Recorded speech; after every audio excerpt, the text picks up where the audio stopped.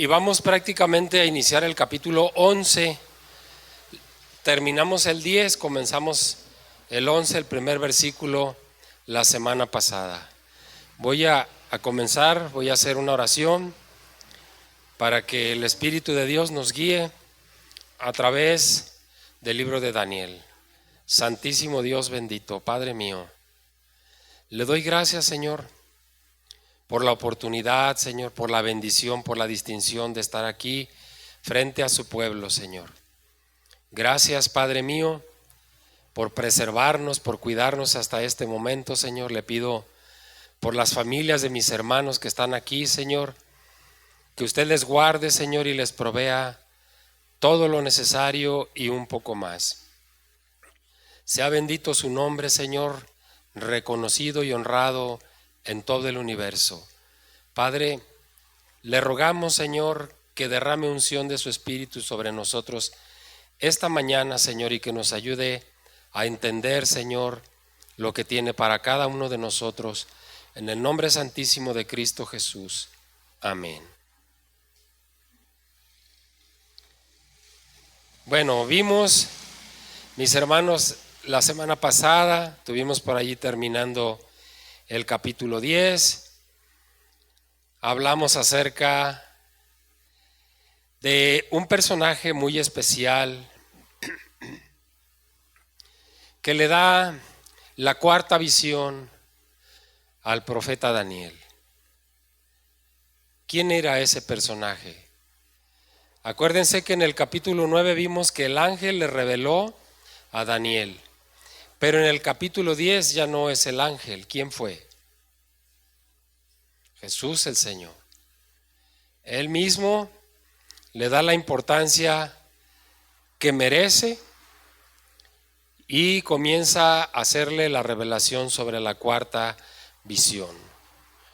Dijimos algo muy importante. Los capítulos 10, 11 y 12 del libro de Daniel, que son los últimos 3 capítulos del libro, nosotros debemos verlo como un solo capítulo. Están ligados entre sí esos 3 capítulos. Son la continuación uno del otro. Entonces terminamos los versículos 20 y 21 de Daniel 10 y ligamos el 11:1. Los voy a leer de esa manera, versículos 20 y 21 del capítulo 10. Él me dijo: ¿sabes por qué he venido a ti? Pues ahora tengo que volver para pelear contra el príncipe de Persia. Y al terminar con él, el príncipe de Grecia vendrá. Pero yo te declararé lo que está escrito en el libro de la verdad. Y ninguno me ayuda contra ellos, sino Miguel, vuestro príncipe. Y luego el 11:1, y yo mismo, el mismo personaje, y yo mismo en el año primero de Darío el Medo, estuve para animarlo y fortalecerlo. Una vez más, Daniel ubica históricamente la situación que se estaba viviendo.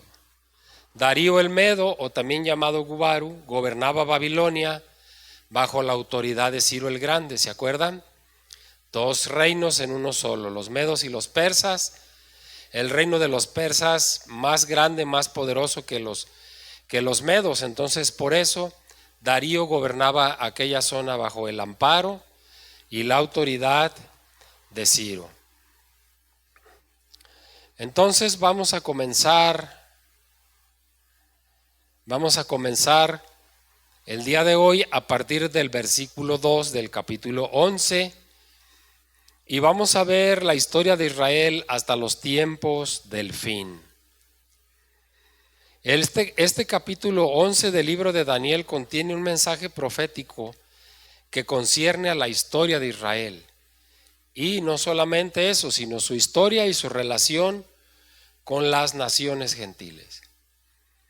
La primera parte de este capítulo trata sobre una etapa de la historia del pueblo judío que vio su cumplimiento entre los reinados de Darío el Medo en el año 539 y Antíoco Epífanes IV que reinó del año 175 al 163. ¿Se acuerdan que ya hablamos un poco acerca de ese personaje? Antíoco Epífanes IV o Antíoco IV Epífanes. Y dijimos que este individuo, este rey, hizo cosas tremendas en contra de Dios. ¿Se acuerdan qué hizo en el altar? ¿Qué sacrificó en el altar? Un cerdo o cerdos, ¿verdad? Y entonces, ¿por qué aparece este personaje aquí en Daniel? Aparece porque es una manera introductoria a que nos demos cuenta que este Antíoco IV Epífanes es un tipo o prototipo del anticristo. Este es el anticristo del Antiguo Testamento, Antíoco IV Epífanes. Así como Josué, de hecho, la raíz del nombre Josué proviene de la misma raíz del nombre Jesús. Tienen un significado similar. El nombre Jesús en hebreo Yeshua significa Dios es salvación. Y el mismo significado tiene el nombre de Josué. Dios es mi salvador, Dios salva. Eso significa Josué.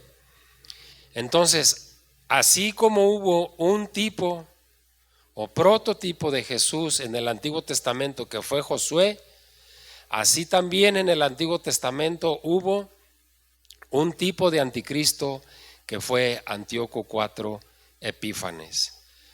La segunda parte de este capítulo contempla la historia de Israel en los tiempos escatológicos y está relacionado completamente con el capítulo 12.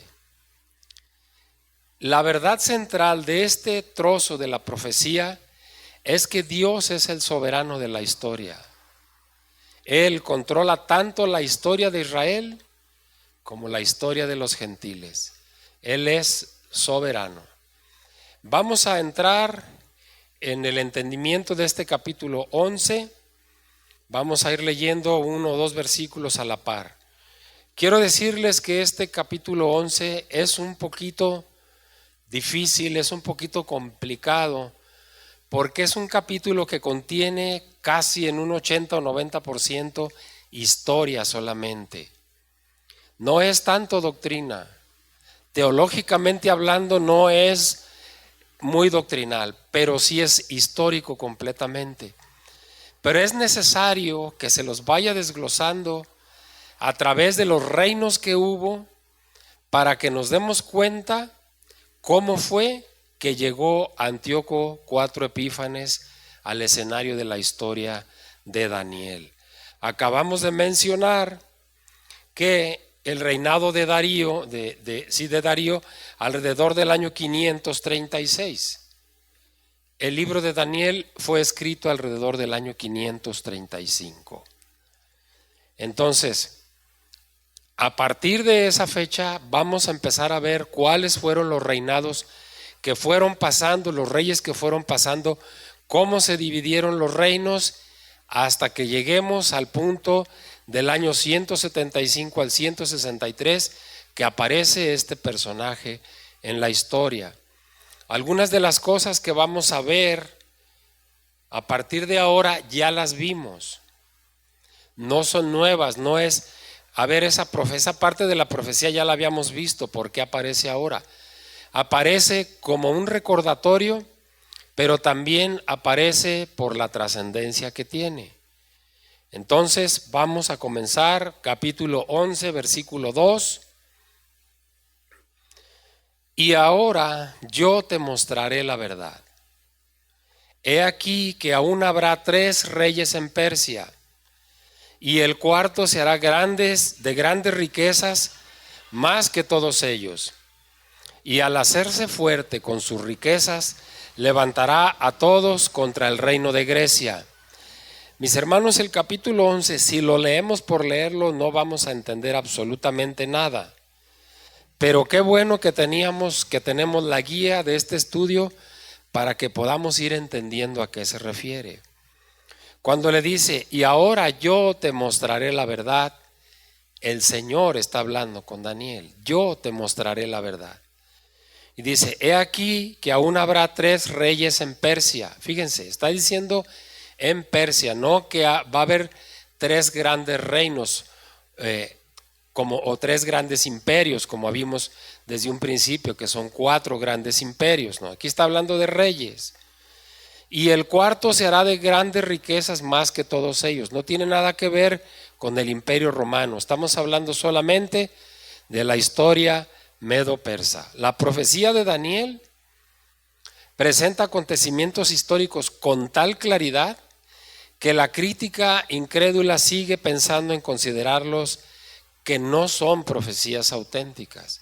Acuérdense, desde un principio vimos que la crítica dice que Daniel escribió historia, no profecía, que Daniel escribió lo que ya se había hecho. La escuela modernista considera que el autor del libro escribió cosas que ya habían sucedido. ¿Por qué? Porque esa escuela, esa crítica racionalista dice que es imposible que un ser humano pueda escribir con la precisión que escribió este hombre lo que estaba por ocurrir y cómo se fue cumpliendo. Por eso es que es necesario que vayamos entendiendo los reinos que vinieron después de los medo-persas y cómo se dividieron. Por otro lado, acuérdense, nosotros pertenecemos a la escuela conservadora. La escuela conservadora sostiene que Daniel escribió bajo la superintendencia del Espíritu Santo. Nosotros creemos eso, ¿verdad? ¿Sí? De modo que por intervención divina, Daniel pudo escribir las sorprendentes profecías que contiene este libro. La revelación dada a Daniel es designada como la verdad, cuando le dice, y ahora yo te mostraré la verdad. En contraste con la opinión de la crítica que considera que el libro de Daniel es una obra falsa, sin embargo Dios declara que la revelación es verdadera, porque le dice y ahora yo te mostraré la verdad. El mismo Señor Jesucristo le está diciendo. Entonces la crítica considera que es falso, pero nosotros no vamos a favor de esa opinión. Nosotros vamos a favor de una hermenéutica clara, literal de lo que está escrito, y ahí está hablándole el Señor a Daniel y le dice, y ahora yo te mostraré la verdad. Este mismo personaje que nosotros aseguramos que es el Mesías de Dios, le dice, he aquí que aún habrá 3 reyes en Persia. Cuando esta revelación fue dada, Ciro era el rey del imperio, mientras que Darío gobernaba en Babilonia, obviamente bajo la autoridad de Ciro de Persia. Los 3 reyes referidos, la historia nos da una descripción tan clara que no puede haber lugar a dudas. Los 3 reyes referidos son, primero, alguien llamado Cambises II, que reinó del año 532 al 522. Luego otro hombre llamado Gautama, que reinó del 522 al 486. Darío el Grande, que fue el tercero de esos reyes, que reinó sobre el año 486. Estos 3 monarcas reinaron después de la muerte de Ciro. Por eso dice, después vendrán 3 reyes en Persia. Ciro, rey de Persia, muere y luego viene Cambises II, luego Gautama y luego Darío I el Grande.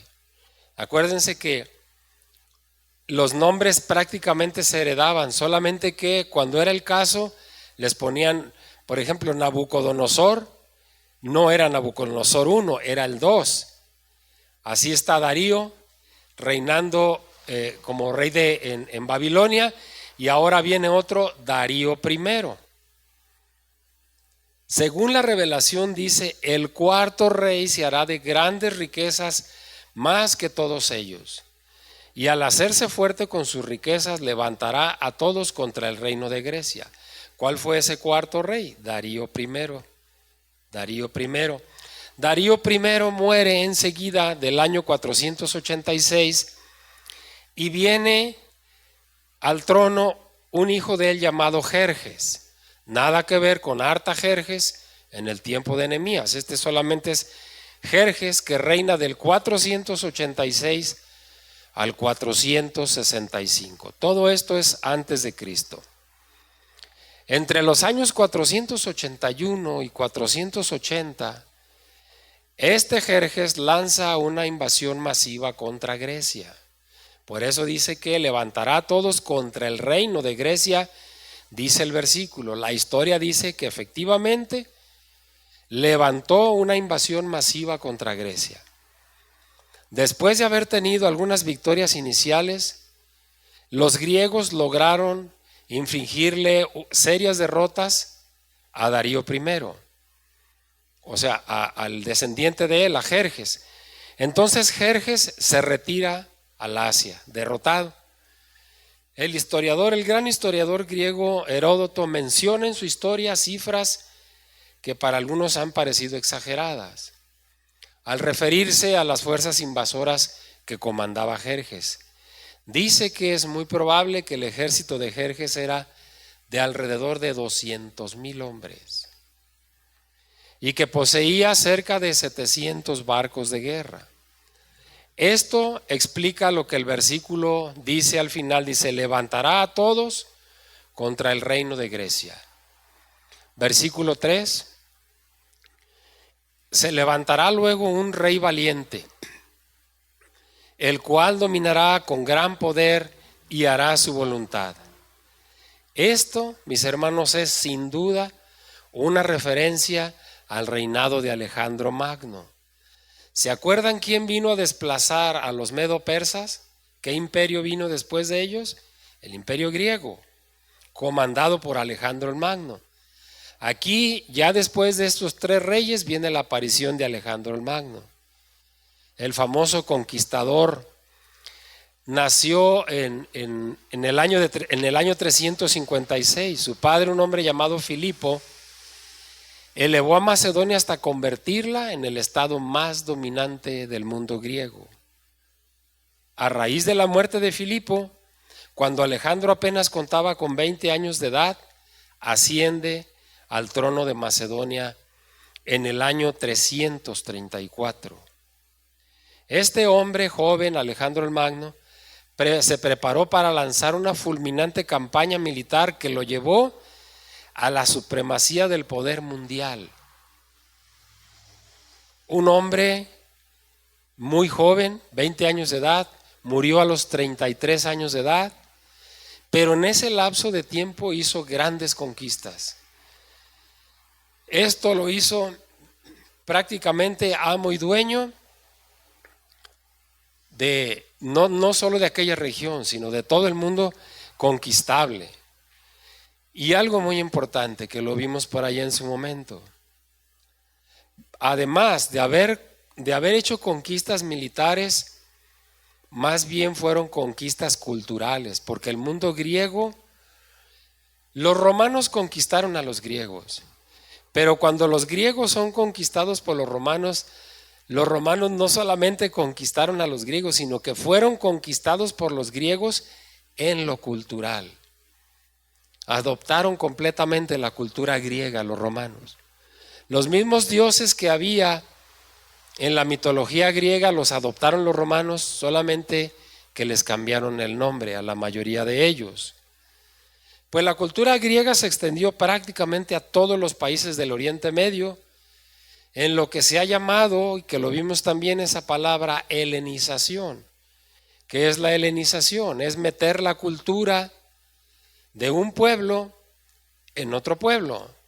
Entonces aquí la helenización consiste en que la cultura griega fue introducida en todos los grandes países y reinos que conquistaron.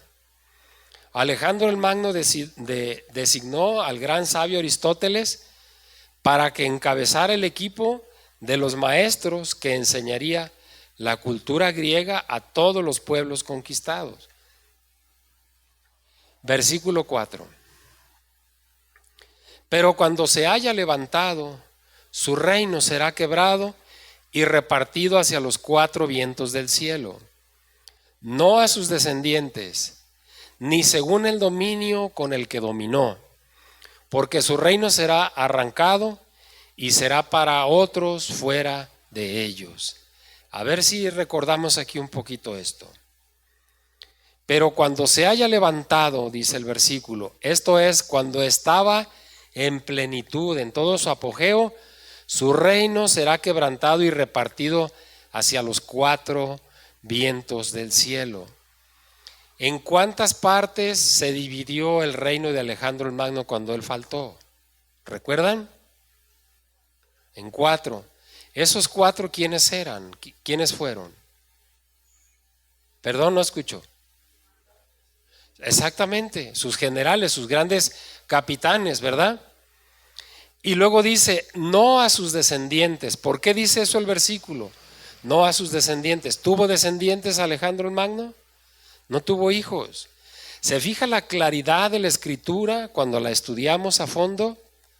Si leemos por leer no entendemos esto, pero en toda la historia que hemos visto, ya sabemos que Alejandro el Magno no tuvo hijos, no tuvo descendientes.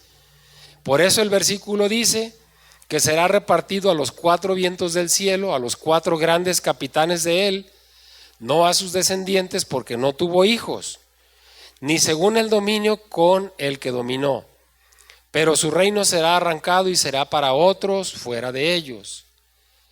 Si las conquistas de este hombre Alejandro Magno fueron sorprendentes y súbitas, también lo fue su desaparición del escenario de la historia. De manera inesperada y cuando se encontraba en el cenit de su brillante carrera, este hombre Alejandro el Magno murió en la ciudad de Babilonia a la edad de 33 años. ¿De qué murió Alejandro el Magno?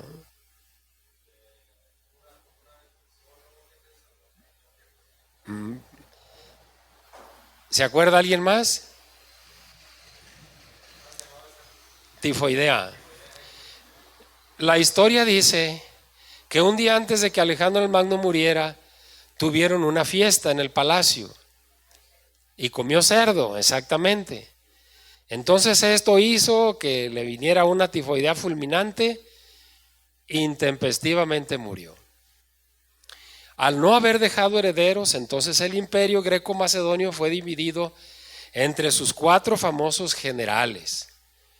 Una de las cosas positivas de Alejandro Magno fue la gran simpatía que mostró hacia el pueblo judío.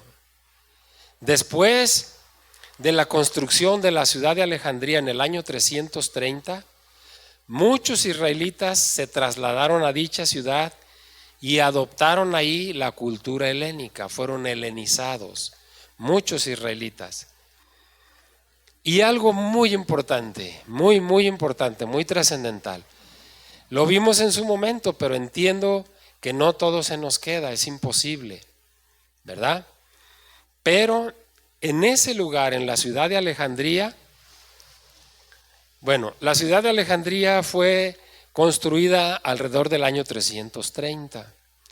En esa ciudad, años más tarde, fue donde se tradujo la traducción del hebreo, del Nuevo Testamento del hebreo al griego. ¿Cómo se llamaba o cómo se llama o se llamó esa traducción? ¿Se acuerdan? La Septuaginta. Ahí se tradujo en Alejandría. En el año 330 esta ciudad es construida. Esa Biblia Septuaginta fue la Biblia que utilizaron los apóstoles de Cristo. El mismo Señor Jesucristo, cuando cita pasajes del Antiguo Testamento, en los Evangelios los está citando de la versión Septuaginta. Esa es la grande importancia que tiene esta traducción. La primera traducción de los escritos originales en hebreo al griego fue la Septuaginta. Estos hombres del imperio griego, estos reyes casi todos, tuvieron una simpatía muy especial por el pueblo de Israel. Fueron sus protectores, por eso muchos israelitas se quedaron en Grecia. fueron sus protectores. Ya inclusive desde los medo-persas, ¿qué hizo Ciro? ¿No mandó a Nehemías y a Esdras a reconstruir el templo? ¿Sí? Por la simpatía que había con los judíos. Entonces, los griegos todavía fueron más magnánimos con el pueblo de Israel. ¿Quién intervendría para que eso sucediera?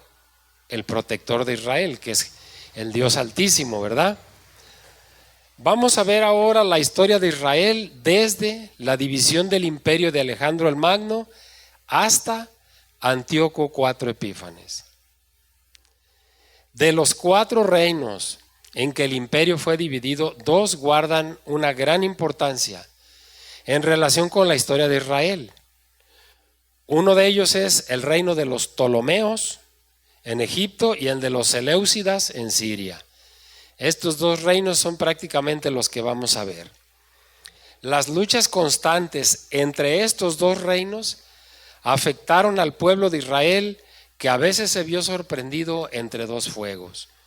¿Por qué entre 2 fuegos? Porque uno era el reino del sur y otro era el reino del norte.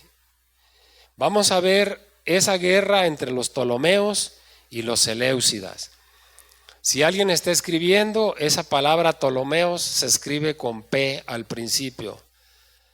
Ptolomeos. Versículo 5.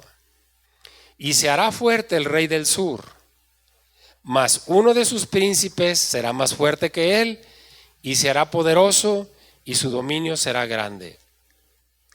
Esta expresión del rey del sur se usa para designar a Ptolomeo, Ptolomeo Sóter, quien había recibido el área de Egipto cuando el imperio de Alejandro el Magno fue dividido a raíz de su muerte en el año 323.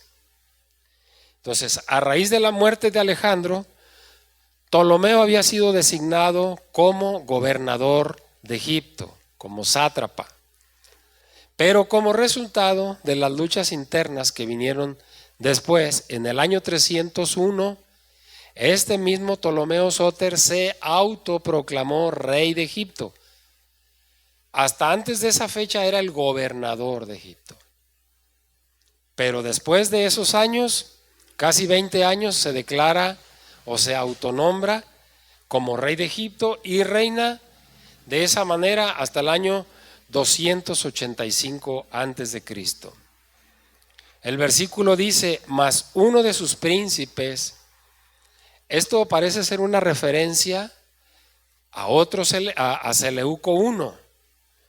Seleuco I Nicátor, quien al igual que Ptolomeo, a raíz de la muerte de Alejandro, recibió un segmento del imperio y lo gobernó con el título de gobernador hasta el año 304.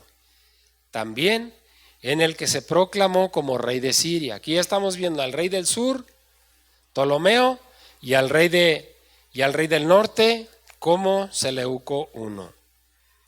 Por algunos años este Ptolomeo Sóter y Seleuco Nicátor o Seleuco I formaron una alianza para librarse del creciente poder de un hombre que estaba emergiendo llamado Antígono, quien gobernaba Babilonia. Dicha alianza hizo posible que Seleuco tomase posesión de un amplio territorio que incluía la India y casi toda el Asia Menor. Eventualmente, y como resultado de la derrota de Antígono en el año 312, Seleuco incorpora a su territorio los reinos de Babilonia, Media y Siria. Por eso dice el versículo que uno de los príncipes se hará más fuerte. De modo que la profecía bíblica es absolutamente correcta cuando afirma que el rey del norte, en este caso Seleuco Nicátor, se haría más fuerte y poderoso y que su dominio sería grande. Versículo 6. Al cabo de años harán alianza, y la hija del rey del sur vendrá al rey del norte para hacer la paz. Gracias, hermano. De nuevo, al cabo de años harán alianza, y la hija del rey del sur vendrá al rey del norte para hacer la paz. pero ella no podrá retener la fuerza de su brazo, ni permanecerá él, ni su brazo, porque será entregada ella y los que la habían traído, asimismo su hijo y los que estaban de parte de ella en aquel tiempo. Por eso digo que es necesario recurrir a la historia para poder entender esto. Ptolomeo Sóter muere en el año 285 a.C. y lo sucede en el trono de Egipto un hijo de él, también llamado Ptolomeo. Como decía yo, los nombres se van heredando, pero este fue Ptolomeo Filadelfo. Este reinó del año 283 al 246.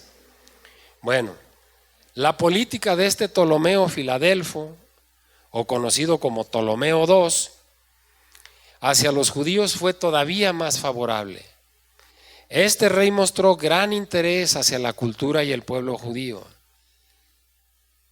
Difícil grabarnos sobre todo los nombres y los años, pero cuando de recién hicimos no este estudio sino otros, cuando hablamos acerca de la escritura y vimos donde, que ya ahorita lo confirmamos, en Alejandría, la traducción del hebreo al griego de la escritura, en el tiempo de este rey Ptolomeo II, este rey fue precisamente el que ordenó a los sabios reunirse para hacer esa traducción. Había una gran, enorme simpatía del pueblo de los griegos hacia los judíos, y como muchos judíos ya se habían quedado a vivir en Alejandría, este rey pensó y dijo: hay que hacer esa traducción para poder entenderlos nosotros a ellos y que ellos se sientan mejor en nuestra tierra. Entonces vino la traducción que hemos hablado, la Septuaginta. Repito, Ptolomeo II reinó del año 283 al 246. La Septuaginta, voy a abogar a su memoria. ¿Alguien recuerda cuántos años tardó la traducción de esta escritura del hebreo al griego, de la Septuaginta? ¿Alguien se acuerda cuántos años duró? Un poquito más, 100 años. Duró 100 años la traducción, y la traducción se realizó del año 250 al año 150. Y si dijimos que Ptolomeo II reinó del 283 al 246, ahí está precisamente el año 250 donde inicia la traducción, hasta el año 150. Obviamente Ptolomeo II ya no estaba reinando, ya había muerto, pero él fue el que ordenó que se hiciera esa traducción. ¿Se fijan la concordancia de la historia con la misma escritura? No nos está dando fechas aproximadas, nos dice de qué año a qué año. Mientras tanto, en Siria, el rey del norte, Seleuco Nicátor había muerto en el año 281 y su hijo Antíoco Sóter había pasado a ocupar el trono. Este reinó del año 281 al año 262. Sin embargo, el relato bíblico pasa por alto este reinado, seguramente porque no está relacionado con el desarrollo de la historia del pueblo judío, que este es el tema que estamos tratando en este capítulo. Después de la muerte de Antíoco Sóter en el 262, su hijo Antíoco II asciende al trono, año 261 al 246. Mis hermanos, Antíoco II es el personaje del que Daniel 11:6 hace referencia, que es lo que acabamos de ver. Según esta profecía que ahorita acabamos de leer, hubo una alianza entre el rey del norte y el rey del sur. Lo leímos ahorita. ¿Quién interviene en esa alianza? La hija. ¿Sí? La hija de Ptolomeo Filadelfo, llamada Berenice, contrajo matrimonio con Antíoco II por alrededor del año 243. Sin embargo, Antíoco II estaba casado con una mujer llamada Laodicea. Se vio obligado a divorciarse de ella para poder contraer matrimonio con Berenice. 2 años más tarde, en el año 246, Ptolomeo Filadelfo murió. Entonces, como se había hecho por estos arreglos entre familias se habían hecho para hacer más fuertes los reinos, cosa que era muy común en aquel entonces, Antíoco abandona a Berenice y vuelve a tomar de nuevo a Laodicea, que había sido su esposa. Entonces Laodicea, como venganza, ordena la muerte de Berenice y envenena a su esposo. Antíoco lo envenena.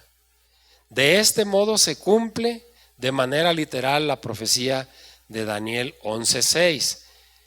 ¿Qué dice Daniel 11:6? Y al cabo de años harán alianza. ¿Quién? Los 2 reyes, el del norte y el del sur. La hija del rey del sur vendrá al rey del norte para hacer la paz, se casa con él. Pero ella no podrá retener la fuerza de su brazo, ni permanecerá él. Ya vimos que fue envenenado. Ni su brazo, si no permanece él, no permanece su ejército, su brazo. Porque será entregada ella y los que la habían traído, asimismo su hijo. Entonces, de esa manera se cumple esa profecía. Versículo 7 del capítulo 11.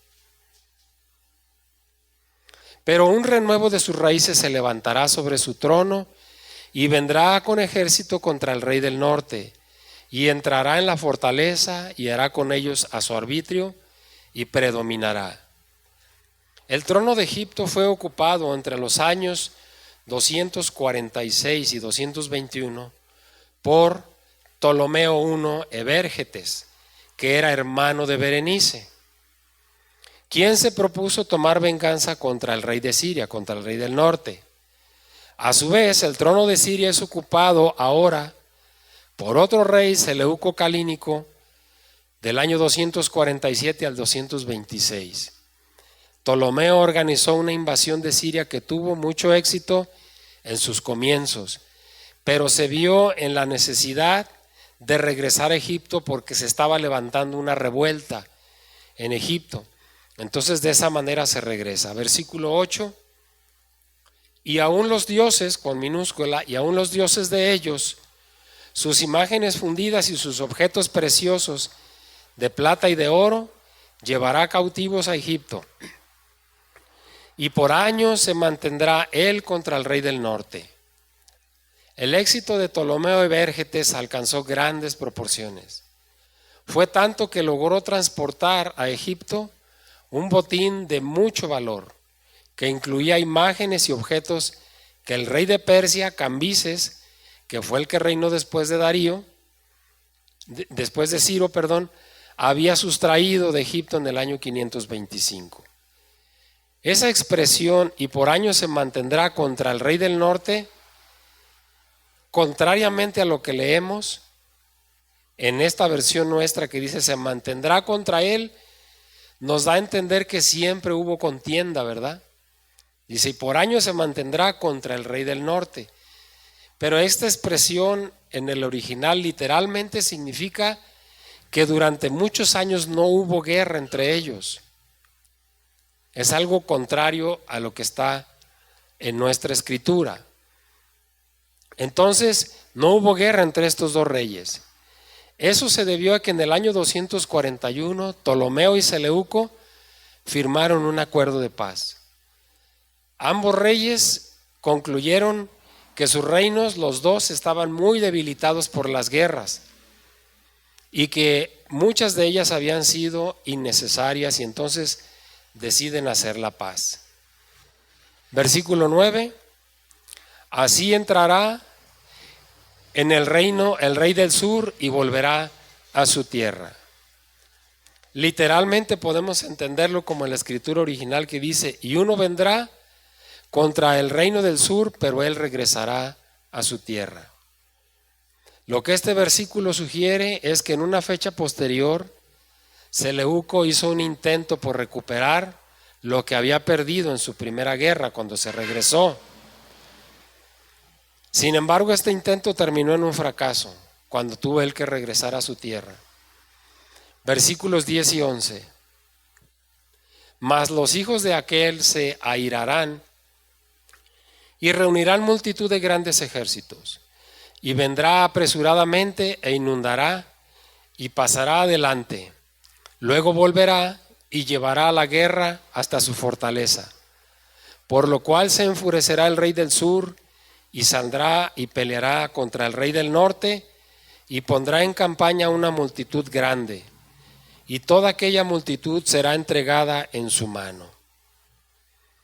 Lo que Seleuco fue incapaz de conseguir, sus hijos trataron de realizarlo. A su muerte en el año 226, Seleuco Calínico dejó 2 hijos. El mayor de ellos, Seleuco III, reinó entre los años 226 al 223, pero después de un breve reinado murió durante una campaña militar, murió en la guerra en Asia. Fue así que Antíoco el Grande, hijo menor de Seleuco Calínico, ocupó el trono de Siria entre los años 223 al 187. Ya vamos llegando a la cuenta. La aparición de Antíoco IV Epífanes es el año 175 al 163. Aquí ya la historia nos lleva al año 187. Con el propósito de consolidar su imperio, que sufría de la fragmentación producida por todos los conflictos anteriores. Antíoco el Grande comenzó la cuarta guerra siria contra Ptolomeo IV, quien gobernaba Egipto.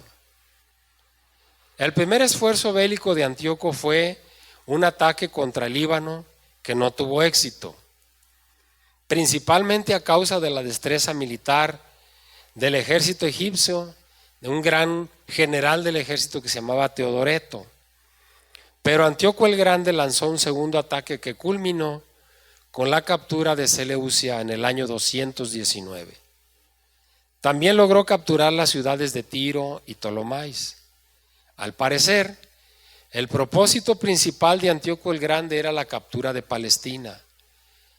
Cuando escuchemos hablar a un expositor o cuando escuchemos en la historia hablar de Palestina, está hablando de Israel. Por varios años había estado en manos del rey de Egipto, Palestina. A través de las intensas luchas entre los ejércitos de Siria y Egipto, el pueblo judío sufría los embates de la guerra sin importar de qué lado estuviese la historia. Versículos 12 y 13. Y al llevarse él la multitud, se elevará su corazón y derribará a muchos millares, mas no prevalecerá. Y el rey del norte volverá a poner en campaña una multitud mayor que la primera. Y al cabo de algunos años vendrá apresuradamente con gran ejército y con muchas riquezas. El rey del sur, o sea de Egipto, Antíoco el Grande, era Ptolomeo IV Filopator en el año 221 al 203. Este hombre se caracterizaba por ser indolente y voluble. Ptolomeo IV prácticamente abandonó los asuntos de su reinado y los dejó en manos de su primer ministro. ¿Se acuerdan que también en este mismo libro de Daniel,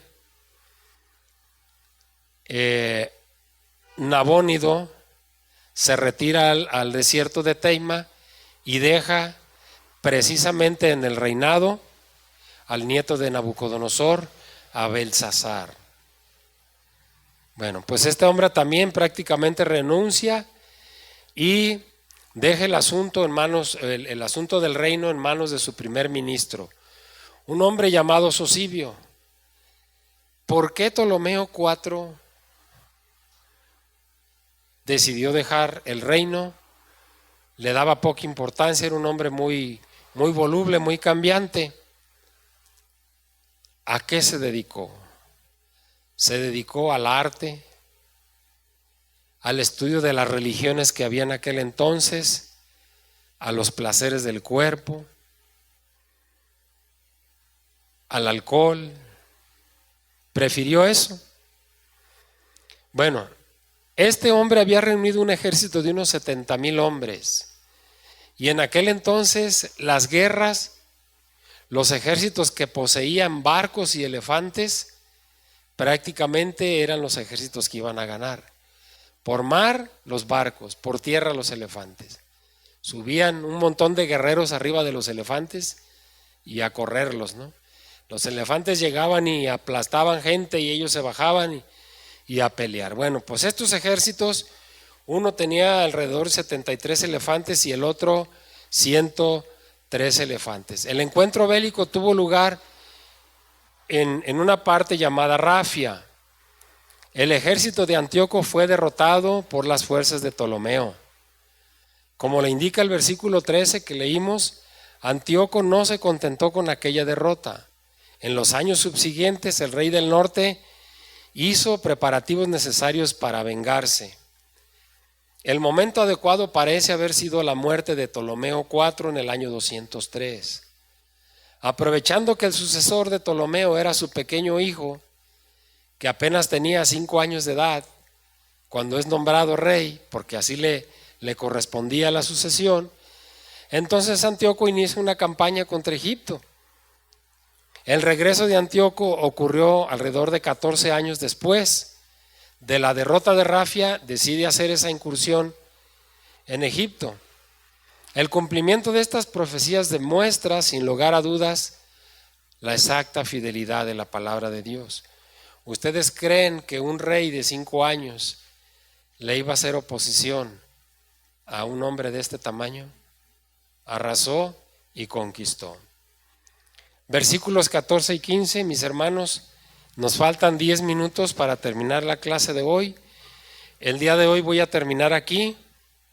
Sé que es muy pesada la historia, es mucha información, no la podemos retener toda, pero les invito a a escuchar entre semana el audio para que entiendan un poquito más, se familiaricen un poquito más. Es muy complicado en una clase que podamos retener todos estos reinos, pero la historia nos va a ir llevando para que podamos entender a cabalidad la profecía y veramos cuán cierta, verdadera y exacta es la palabra de Dios. Máxime en estas profecías que el Señor le dio y le reveló al profeta Daniel. Entonces, el día de hoy vamos a terminar aquí y también quiero comentarles que la semana que entra no voy a estar. Tengo que salir. Entonces, primeramente Dios, en 15 días reanudamos. Van a tener estas 2 semanitas para darle vuelta a esa parte de la historia. ¿Alguien que nos quiera comentar algo? ¿Alguna pregunta? ¿No? ¿Se les hizo pesado, complicado esta clase? ¿Sí? Sí, así es, con toda razón, así es. Son muchos reinos, son muchos nombres, son muchos descendientes. Manejamos descendientes de 2 reinos a la vez, el del norte, el del sur. Muchos Ptolomeos, que el 1, el 2, el 4, y una serie de cosas, pero nos va a servir cuando ya lleguemos hasta la aparición de ese personaje, Antíoco IV Epífanes. Bien, vamos a terminar el día de hoy. Santísimo Dios bendito, Padre, gracias Señor por esta tarde. Gracias Padre mío por el tiempo que se han tomado mis hermanos en venir a aprender su palabra, Señor. Le doy gracias también, Señor bendito, porque no nos ha hecho falta nada. Le ruego, Padre Santo, que extienda su mano, su brazo de poder y cubra, mi Dios bendito, los enfermos, Señor, en esta mañana, Señor, principal y especialmente, Señor, a los domésticos de la fe, dice su palabra. Señor bendito, supla las necesidades de su pueblo, mi Dios, como lo ha hecho siempre. Gracias por todo, Señor. Le invitamos a quedarse y a seguirse derramando, Señor, sobre nosotros En el nombre de nuestro Señor Jesucristo. Amén.